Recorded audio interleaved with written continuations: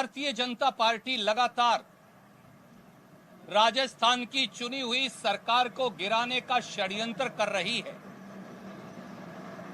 दिल्ली की सत्ता में बैठे हुक्मरान, दिल्ली की गद्दी पर बैठे हुक्मरान इतने निरंकुश हो गए हैं, इतने अहंकारी हो गए हैं, इतने स्वयंभू हो गए हैं कि उनका मानना है कि दिल्ली की सत्ता पर बैठे बादशाह जब चाहें, जिसे चाहें, जिस सरकार को चाहें, जिस जनमत को चाहें, अपने पांव तले रौंद सकते हैं।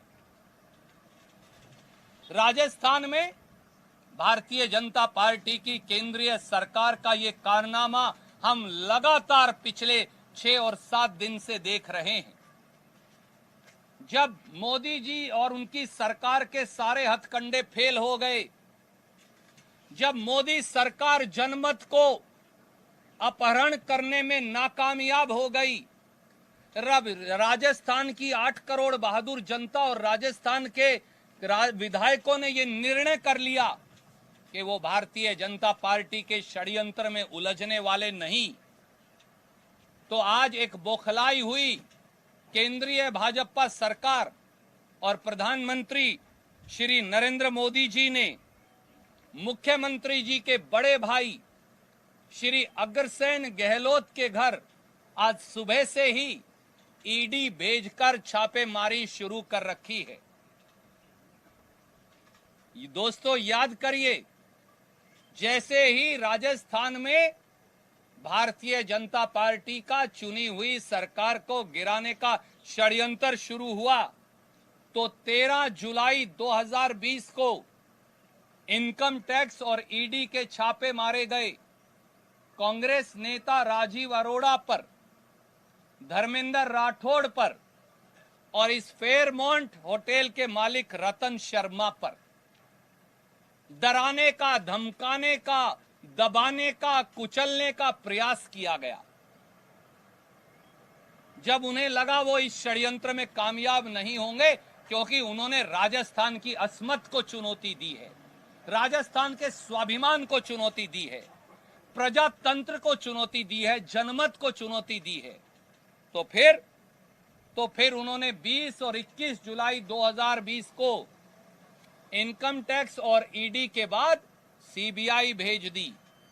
हमारी एक विधायिका साथी, जिन्होंने खेल के क्षेत्र में देश का और राजस्थान का नाम रोशन किया, कृष्णा पूनिया जी से 21 और 22 जुलाई 2020 को जबरन सीआईडी की टीम्स भेजकर जांच करवाई गई। 20 और 21 जुलाई 2020 को सीबीआई की उनसे पूछताछ की गई। सब जानते हैं सीबीआई की ये 20 और 21 जुलाई की कृष्णा पूनिया जी से पूछताछ दिल्ली में बैठे हुक्मरानों और निरंकुश शासकों का विधायकों पर दबाव डालने का एक हथकंडा था। इसके बाद कल 21 जुलाई 2020 को सीबीआई मुख्यमंत्री श्री अशोक गहलोत के ओएसडी श्री देवाराम को पूछताछ के लिए बुलाती है। जब इन सारे हथकंडों में फेल हो गए, तो फिर आज 22 जुलाई को श्री अग्रसेन गहलोत, जिनका कसूर केवल इतना है कि वो मुख्यमंत्री श्री अशोक गहलोत के बड़े भाई हैं, ना वो राजनीति में है, ना उनका राजनीति से कोई सरोकार, आज उनके घर पर सुबह से केंद्रीय सशस्त्र बल लगाकर ईडी की रेड कर रहे हैं। सीआरपीएफ और बीएसएफ को वो साथ लेकर आए। आदरणीय नरेंद्र मोदी जी, आपने इस देश में रेड राज पैदा किया हुआ है। आपके रेड राज से राजस्थान डरने वाला नहीं। आपके रेड राज से राजस्थान की 8 करोड़ जनता घबराने वाली नहीं।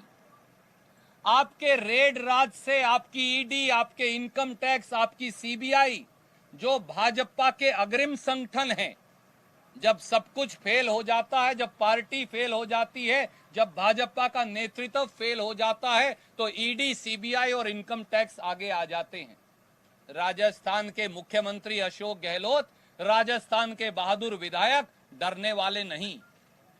आप अपनी रेड और सीबीआई और ईडी और इनकम टैक्स इसकी धमकी से कोई और डर गए होंगे, किसी और को आपने डरा लिया होगा दूसरे प्रांतों में, परंतु ना राजस्थान की 8 करोड़ बहादुर जनता डरने वाली, न श्री अशोक गहलोत और कांग्रेस के विधायक डरने वाले, और ना हमारी सरकार अस्थिर होने वाली। आपके अंदर जितनी ताकत है, जितनी हिम्मत है, जितना और जुल्म करना है, जितना और गैर कानूनी कार्य करना है वो करिए, परंतु हम डरेंगे नहीं, क्योंकि आपने राजस्थान के स्वाभिमान को चुनौती दी है और राजस्थान ने स्वाभिमान की रक्षा के लिए, देश की रक्षा के लिए पहले भी और आज भी और आगे भी सदैव कुर्बानी दी है।